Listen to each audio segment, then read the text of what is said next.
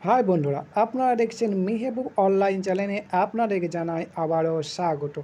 আজকে আপনাদেরকে বলবো অন্নপূর্ণা ভান্ডার প্রকল্পে টাকা আপনাদের অ্যাকাউন্টে টাকা এসেছে হ্যাঁ কি না, এবং আগামী মাসে কত তারিখ টাকা দিবে সম্পূর্ণ, এবং আপনাদের স্ট্যাটাস কি দেখাচ্ছে, অ্যাপ্রুভ কি আন্ডার প্রসেস, না ফর দ্য ভেরিফিকেশান, না রিজেক্টেড, কী করবেন আপনাদের এইরকম স্ট্যাটাস দেখালে সম্পূর্ণ এই ভিডিওতে বলা হবে। চলুন দেখি।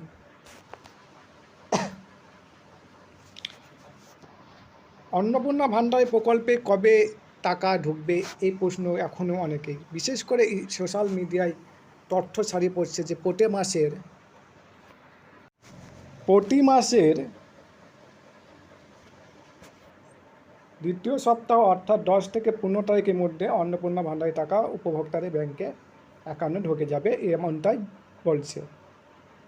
ঠিক আছে,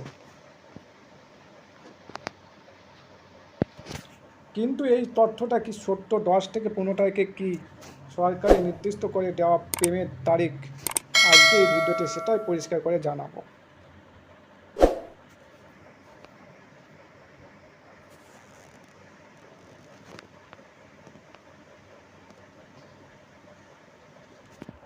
প্রথমে গুরুত্বপূর্ণ বিষয়, অন্নপূর্ণা ভান্ডার প্রকল্পে আওতার যোগ্য মহিলাদের প্রতি মাসে 3,000 টাকা আর্থিক সহায়তা দেওয়ার কথা রয়েছিল, এবং ঠিক টাকা সরাসরি ব্যাংক অ্যাকাউন্টে পাঠানোর ব্যবস্থা রয়েছে। কুচবিহার জেলা প্রশাসন সরকারি ওয়েবসাইটে অন্নপূর্ণা ভান্ডার প্রকল্প 3,000 টাকা দেওয়ার তথ্য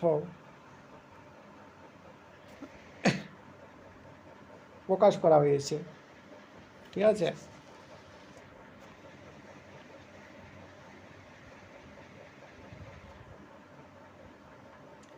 অনেক জায়গায় বলা হচ্ছে প্রতি মাসের দ্বিতীয় সপ্তাহে অর্থাৎ 10 থেকে 15 তারিখের মধ্যে টাকা ঢুকবে, কিন্তু শুধুমাত্র এই দাবিটার ভিত্তিতে 10 থেকে 15 তারিখকে সবাই নির্দিষ্ট সরকারি পেমেন্ট তারিখ বলা ঠিক হবে না, কারণ উপভোক্তার ব্যাংক অ্যাকাউন্টে ডিবিটি প্রসেস তথ্য যাচাই পেমেন্ট প্রসেসিং করার কারণেই টাকা দেরিতে ঢুকতে পারে।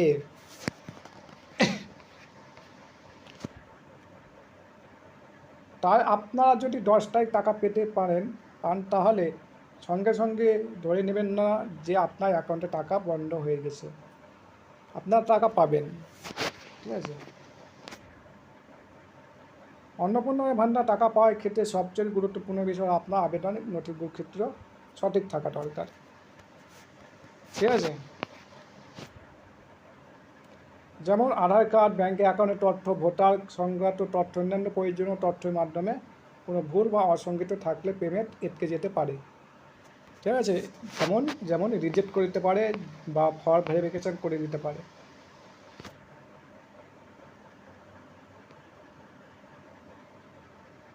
সাম্প্রতিক রিপোর্ট অনুযায়ী যাচাই সময় বহু আবেদন বাতিল হয়েছে। আবেদনে বাতিলের কারণে হিসেবে নাগরিকত্ব, ভোটার তথ্যের অসঙ্গত, পরিবারের সরকারি চাকরি, পেনশন, আয়কর সংক্রান্ত তথ্য এবং আধার কার্ড, ব্যাংকের তথ্য ভুলের মতো বিষয়ে উল্লেখ করা হয়েছে। তাই জন্য আপনার এই টাকা ব্যাংকে আসছে না। যিনারা পাকা বাড়ি রয়েছেন, যাদের ফার্দার ভেরিফিকেশান রিজেন্ট দিয়েছে, তাদের 3 বাড়ি, সরকারি পেনশন, তাদেরকে টাকা দেওয়া হবে না, এবং যারা রিজেক্ট করে দিয়েছে তাদেরকে আবার ফর্ম ফিল আপ করতে হবে।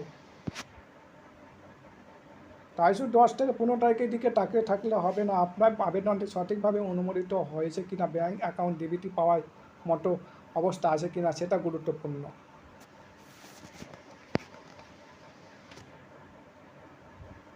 আর একটি বিষয় মনে রাখবেন, কোনো ব্যক্তি যদি কোনো ফোন করে বলে অন্নপূর্ণা ভান্ডারে টাকা ঢোকানোর জন্য ওটিপি দিন, ব্যাংকে পিন দিন, অথবা টাকা পাওয়ার জন্য কোনো ফি দিতে হবে, তাহলে কখনোই সেই তথ্য আপনারা দেবেন না। ঠিক আছে,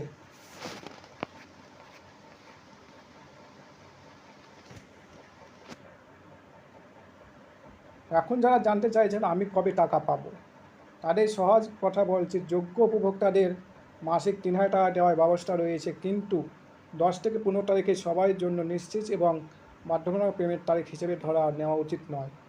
আপনাদের টাকা অবশ্যই ঢুকবে, আপনারা অপেক্ষা করুন।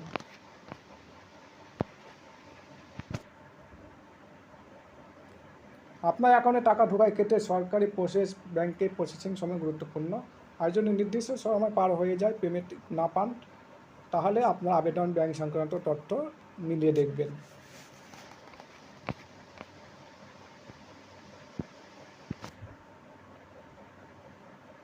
সর্বশেষ আবার বলি, অন্নপূর্ণা ভান্ডারের ৩,০০০ টাকায় সুবিধার তথ্য সরকারি জেলা প্রশাসনের ওয়েবসাইটে রয়েছে। তবে প্রতি মাসে 10 থেকে 15 তারিখেই অ্যাকাউন্টে টাকা ঢুকবে, এই কথাটিকে নিশ্চিত সরকারি তারিখ হিসেবে প্রচার করার আগে সতর্ক থাকা জরুরি।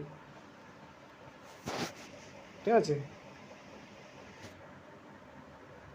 তাই ভিডিওটি আপনার পরিচিত অন্নপূর্ণা ভান্ডারের উপভোক্তাদের সঙ্গে শেয়ার করুন, যাতে কেউ ভুল তথ্যের কারণে বিভ্রান্ত না হন।